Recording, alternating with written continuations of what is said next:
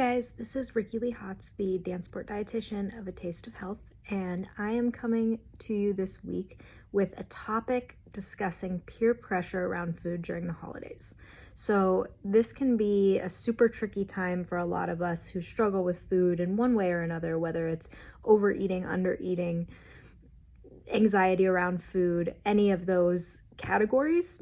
And so because we have more social gatherings, more get-togethers around the holidays, we can experience a lot of feelings of peer pressure around food. Some are very upfront peer pressure where people are saying, no, come on, just eat this dessert. Whereas other things are a little more subconscious or are more of a feeling on our own end that we're being pushed into having something. So I'm going to give you a couple tips on that. So the first tip I'm going to discuss is when you are in a social environment around food and people are offering you desserts, something they made, something that you don't want to say no to because you feel guilty, but you really either don't like that option or you're working on creating a healthy lifestyle where you want to have desserts, but you don't want to overdo desserts and you're going to a lot of different holiday parties. Sometimes what you can do, I always give my clients a couple options, is we can either, number one, say, you know what, that looks delicious, but I'm already full. And that can be a really great option. Or if you still feel like you need to try something, then you can always say, hey, I'm gonna have a small piece if you don't mind. I'm gonna take a couple bites because I really wanna try it, but I've already had enough today. And a lot of times, as long as you make sure people understand that it looks good, it smells good, or it tastes good if you are going to try it, then people will be okay. They're not going to be too insulted or hurt at that point. So that's always a good option. You can always also, if you're in an office setting or somewhere where the treats are being passed around, you can always be a little bit sneaky, which I don't encourage lying, but sometimes in this situation it can be helpful, where you can say, oh, you know what, I already had one, it was delicious, and then you could move on and don't have to worry about it. The other thing on the other end, when we're looking at peer pressure around food, is sometimes a lot of people around the holidays are talking about, oh, I ate too much, or I feel so heavy, or I need to go on a diet after this, or oh no, I can't have that dessert because I'm trying to lose weight. And that can also trigger us to feel guilty if we do want to have that option, or we do want to eat more of that holiday meal. So in those scenarios, we can't always control what other people are saying.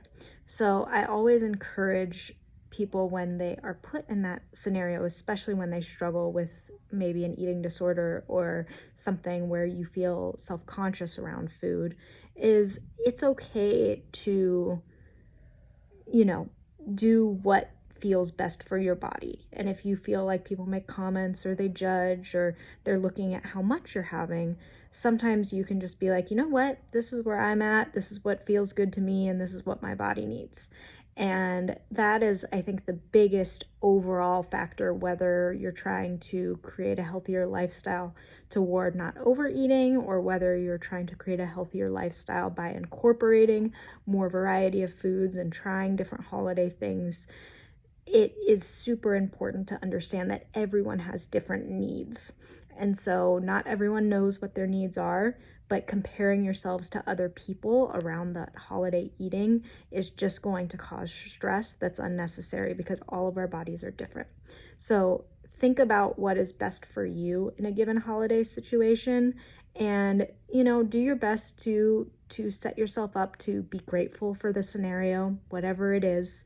Enjoy what you'd like, and the things that don't sound as good to you or that you feel would be excessive based on what your day is, or too much in the other way where you feel like, I'm nervous about eating these things, but I know I should, and maybe people are going to judge me for eating that bigger plate, knowing that, you know what, I need to do what I need to do, and if this food tastes good, I might as well enjoy it because that's what my body needs.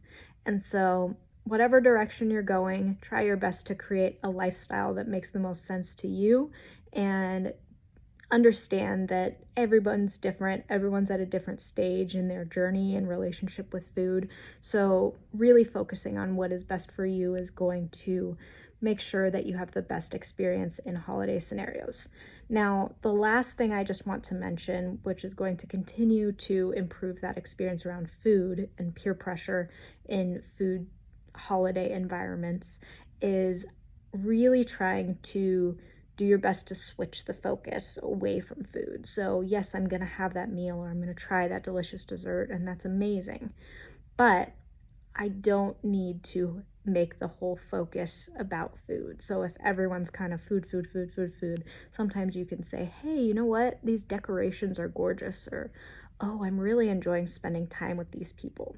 And that way, food is an element, but it's not the end all be all of that holiday party and that holiday situation, which can minimize some of that peer pressure around food in that dynamic and change the focus to a little more of enjoying the other amazing things that are going on, and have food just be one of the small components. So I hope you find these tips helpful. I hope you find these thought processes helpful to work through that challenging peer pressure that pops up around food, especially during the holidays. And if you have any questions for me, I'm here. So happy holiday season, happy Hanukkah and almost Christmas, and I will be with you all soon.